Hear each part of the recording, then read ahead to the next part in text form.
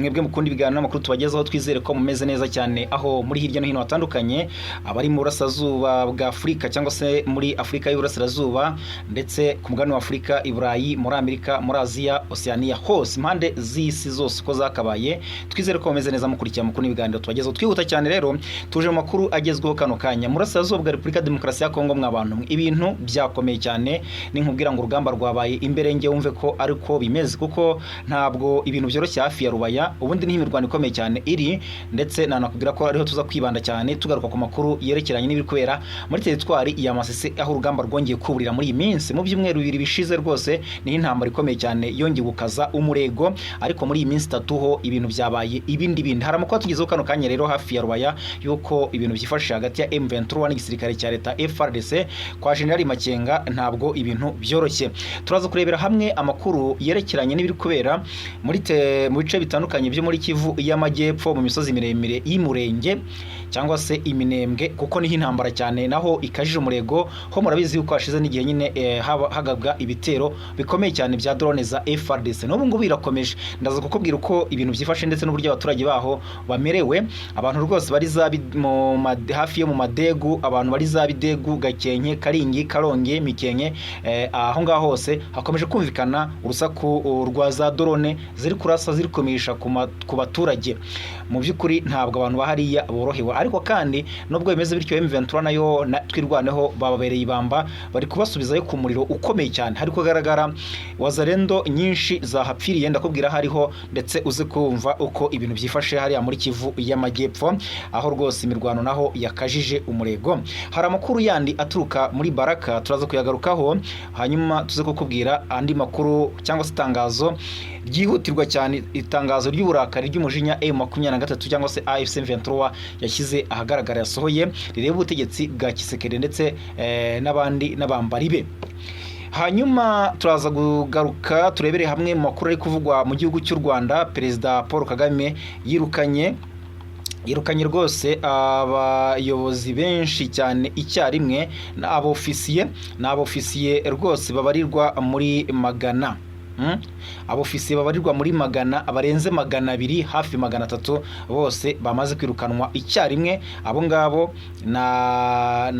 n'abashinzwe iki, n'abakoraga iki, barazira iki, byose tugiye kubarebera hamwe, kuko urumva nayo ntabwo ari inkuru idasanzwe. Burya ibintu bigendanye no kuba umuyobozi cyangwa se umukuru w'igihugu yakirukana abantu benshi icyarimwe gutyo, uko biri kose hari ikintu kidasanzwe kiba gihari. Ubwo ngubwo nayo turaza kugaruka kuri ayo makuru, turebere hamwe uko ibintu byifashe. Nitwa Isaac Neza, wowe gusa icyo usabwa no gukora subscribe, ugakanda like, ugakanda share, ubundi amakuru yacu akakugeraho neza cyane 5 cyangwa se mu buryo bworoshye bwihuse. Reka twihuta cyane duhere mu bice mbere yuko tujya ku rugamba rukomeye cyane rukubera mwabantu mwe muri Masisi, aho nakubwiraga ko rwabaye imberenge cyangwa se rwabaye insobe. Ntarangira ngo tubanze duhere muri Minembwe. Nakubwiraga ko abantu b'Iminembwe batorohewe na gatoya.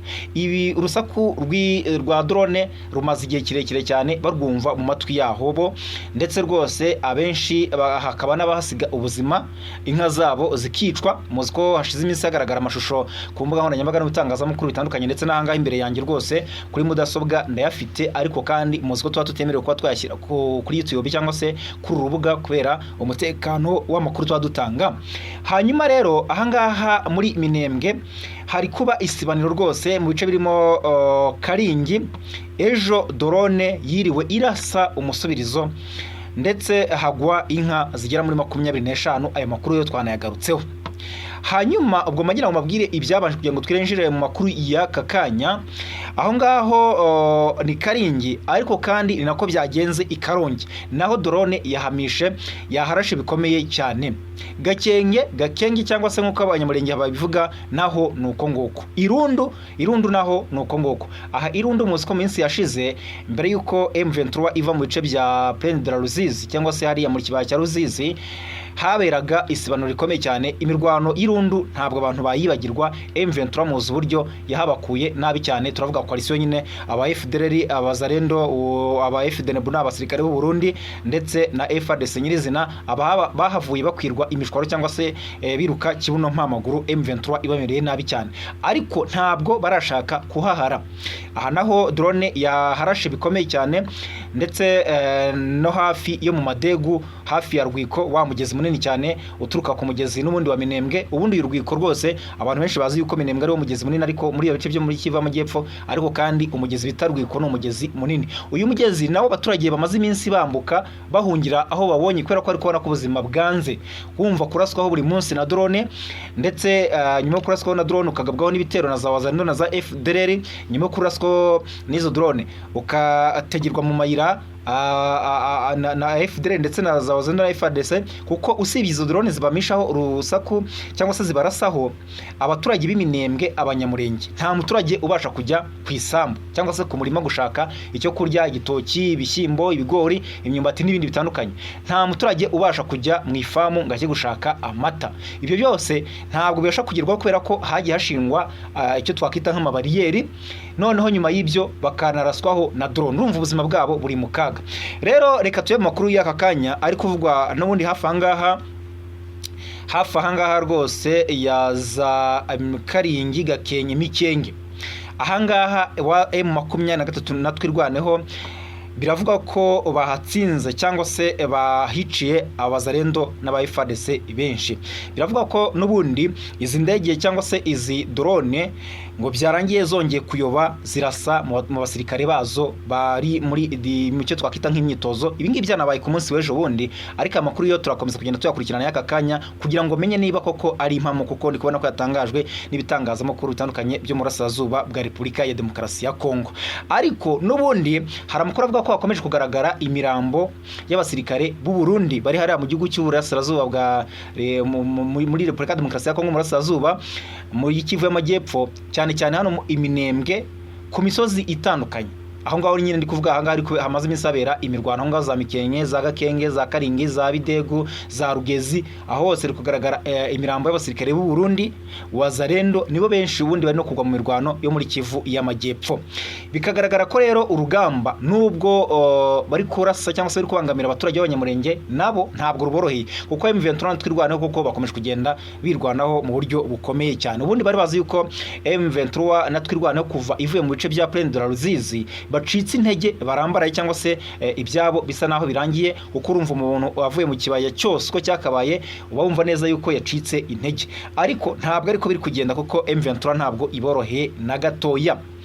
Ibi rero bikaba biri gutuma bakora inama za hato na hato mu ibanga rikomeye cyane. Amakuru angeraho aravuga ko ahantu hitwa Makobora haba haraye habereye inama ikomeye cyane ihuje abayobozi bakuru muri wazalendo, abayobozi bakuru muri FARDC, abayobozi bakuru muri FDLR ndetse no mu gisirikare cy'u Burundi, bigira hamwe uburyo urugamba rwo muri Kivu y'Amajyepfo bakongera kurwitwaramo, cyane bari uburyo batakomeza gukoresha drone gusa kuko ziri kubashyira mu byaha bikomeye cyane n'ubundi, ariko kandi n'ubundi babikora babizi.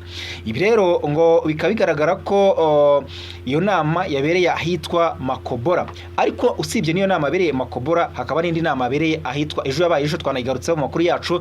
Mugenzi wanjye Nikora igarutse avuga ko ahitwa Baraka n'ubundi habaye inama nayo idasanzwe yahuje bazalendo na FARDC, kubera ko bari mu makimbirane akomeye cyane muri iyi minsi, bari kugenda barasana bikomeye cyane, ngo barapfa yuko bazalendo ntabwo iri gushaka kuva mu bice by'imijyi, ntabwo iri gushaka kuva mu mujyi wa Uvira, ntiri gushaka kuva mu mujyi wa Baraka ngaho n'ubundi muri Fizi, ntabwo iri gushaka kuva Walungu, ibyo bice byose za Mwenga, ahantu nyine h'amasantere. Kandi ntabwo FARDC ishaka ko wazalendo bakomeza kwirunda cyangwa se kuba mu mujyi, kubera ko ngo bakomeza kugenda bica abaturage kandi bakanateza akavuyo mu buryo bugiye butandukanye.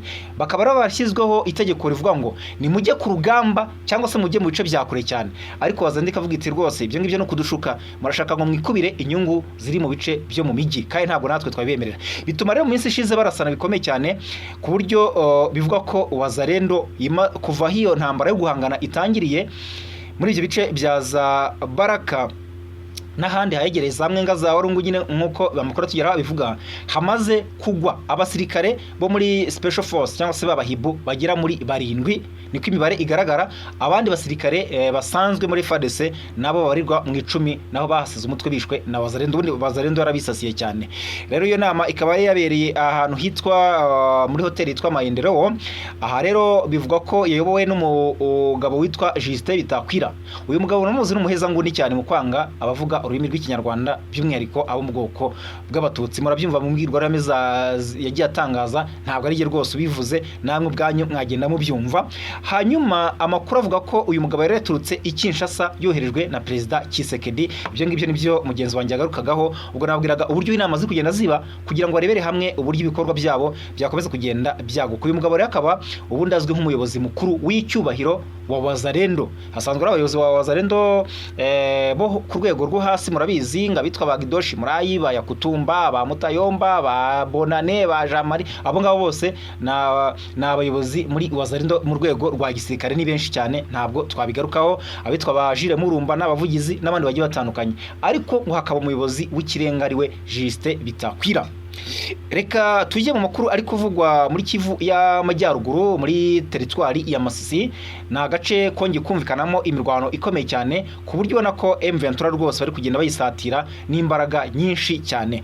Muzi ko kuva iyi ntambara cyangwa se imirwano yongeye kubura muri teritwari ya Masisi muri iyi minsi igera nko mu cyumweru gutyo, M23 imaze gutakaza uduce tutari munsi ya 7 twose, nubwo nayo hari utwigenda yisubiza mutwo bagenda bayambura.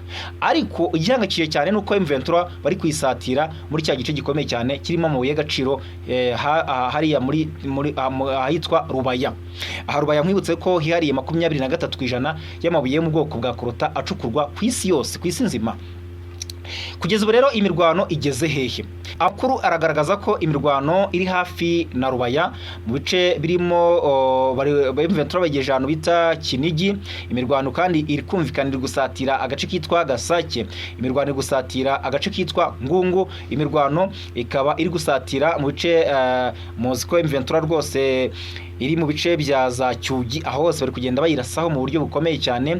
Ndetse kugeza ubu ngubu amakuru agaragaza ko umugabo witwa General Otto Prokarama cyangwa se General wabyigize Mutayomba niwe wakamejeje muri biriya bice byo muri teritwari ya Masisi, kuko niwe ngura rugamba uri kuriyobora cyane ku ruhande rwa coalition y'igisirikare cya leta Kongo FARDC.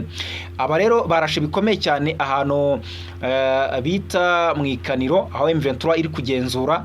Barashe ahantu bikomeye cyane bita Kinigi, ne M23 iri kwagenzura, ariko barashaka kongera kuyisubiza ko M23 yafashe mu ejo bundi. Rero kugeza ubu amakuru agaragaza ko bari kureba na yingwe n'ubundi rugamba rushobora kongera rugasubukura nk'uko amakuru angiraho abivuga.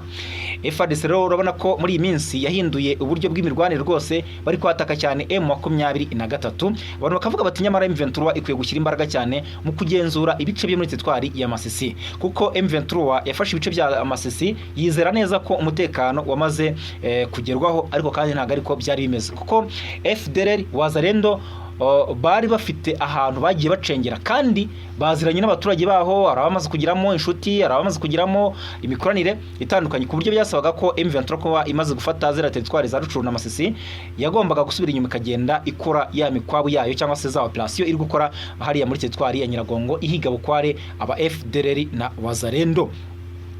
Nguko rero uko ibintu byifashe kugeza ubu amakuru agaragaza ko n'ubundi imirwano iri hafi ya Rubaya. Ubwo turaza gukomeza kugenda tubabwira uko ibintu byifashe intambwe ku ntambwe, eneo kuri eneo cyangwa se agace ku gace. Ahubwo reka tujye kwitangazo rya M23. Uyu mutwe M23 wanyumoje amakuru atangazwa n'ibitangazamakuru byegereye cyangwa se bogamiye kuri leta ya Kinshasa, birimo n'icyitwa actualité.cd. Hanyuma rero amakuru avuga ko ingabo za M23 zaba zambuwe uduce 8 two muri teritwari ya Masisi n'ihuriro ry'ingabo zirwana ku ruhande rwa leta Kinshasa. Ubwo nyine nukuvuga Wazalendo, nukuvuga FDLR, FARDC nyirizina ndetse n'igisirikare cy'u Burundi, nubwo bo atari benshi ari muri teritwari ya Masisi abarundi. Rero kwa gatanu ubundi nibwo ikinyamakuru cyitwa actualité.cd kikunda gutangaza inkuru zishimagiza leta Kinshasa cyatangaje ko ingabo za leta FARDC zifatanyije n'imitwe ya Wazalendo bambuye M23 agace kitwa Kabobi cyangwa se Kabobi. Mbere yaho iki gitangazamakuru n'ibindi byegereye kuri leta Kinshasa byari byatangaje ko AFC M23 yatakaje agace kitwa Kinigi. nako gaherereye muri teritwari ya Masisi, ndetse ko ziriya ngabo zikomeje gusatira agace k'ingenzi ka Rubaya gakungahaye ku mabuye y'agaciro. Niko batangazaga kandi ko ngo bari kubona ko M23 naho iri kugenda ihava. Guverineri wungirije w'intara Kivu y'Amajyaruguru witwa Ngarambe Manzi Wiri washyizweho na M23 abinyuje ku rubuga rwa X rwa Twitter, yagaragaje ibyuko AFC M23 ikomeje gutakaza uduce ari ibihuha byambaye ubusa. Ati mwaduteye mwishyize hamwe, ariko muzatatana mufite ubwoba. Inzozi zanyu zapfubye zitararangira. Ikinyoma kibashyigikiye kizagwa, kandi amahoro azongera aganze muri Kongo. Uwo ni Manzi Wiri. Hanyuma kuri ubu amakuru avuga ko kugeza ubu ngubu rwose M23 n'ubundi niyo ikiri mu duce twa Kibobi na Kinigi nk'uko yabyitangarije, ariko n'abaturage bakaba ariko batangaza, ndetse no mu bice birimo akitwa Kaniro nako yarakisubije kugeza ubu, ndetse n'agace kitwa Gatoyi cyangwa se secteur ya Gatoyi, bitandukanye n'ibyatangajwe n'igisirikare cya leta Kongo FARDC n'ibitangazamakuru byegereye kuri cyo. Hanyuma reka tujye ku yandi makuru rwose, ku yandi makuru avuga ko perezida w'u Rwanda Paul Kagame yirukanye abofisiye babarirwa muri magana. Ni itangazo ry'urwego rw'u Rwanda rushinzwe igorora rwitwa RCS mu Muraruzi rwatangaje ko perezida Paul Kagame cyangwa se umukuru w'igihugu Paul Kagame yirukanye abakozi barwo bagera muri 296. Urumva abantu ni benshi, ko biri kose nyine hari impamvu kandi ikomeye cyane. Abo rero 296 barimo nabo ku rwego rw'abofisiye nk'uko nari maze kubikubwira. RCS mu itangazo yasohoye yavuze ko mu birukanwe harimo ba ofisiye bakuru 6, abofisiye bato 13, ndetse n'abasoza ofisiye n'abitwa n'abawada 277.